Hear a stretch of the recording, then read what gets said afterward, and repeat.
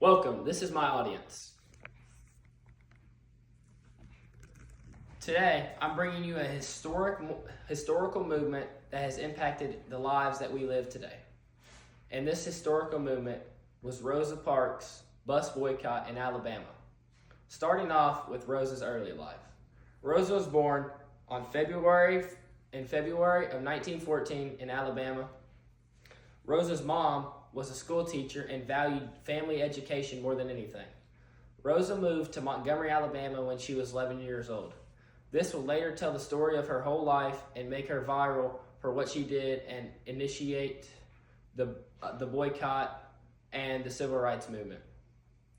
Starting off though, the initial civil rights movement happened throughout the 1950s and eventually led to Rosa Parks doing her bus boycott. But events after this, like the Civil Rights Act being passed in 1964 and 1965, helped pave the way for African Americans in this time.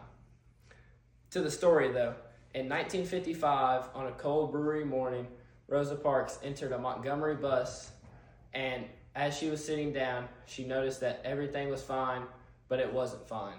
She was sitting in a seat that she was not supposed to be, and a white man came up to her while she was on the bus and told her to get up.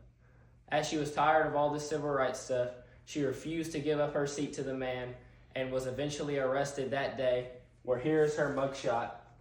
And this is the bus she was on, but the bus is now refined and looks a lot different. This eventually led to the Montgomery bus boycott, which is led by Dr. Martin Luther King, who, as you know, gave his most famous speech, "I Have a Dream." In conclusion to all this, although this happened on this day, about 12 years earlier, Rosa Parks had an interaction with this same bus driver where she paid her bus fare, entered through the front part of the bus where she was not supposed to.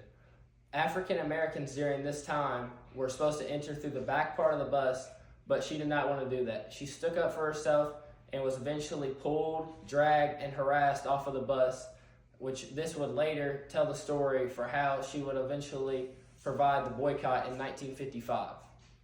In conclusion to all this though, this would have paved the way for the civil rights movement in the U.S. to give African Americans more rights.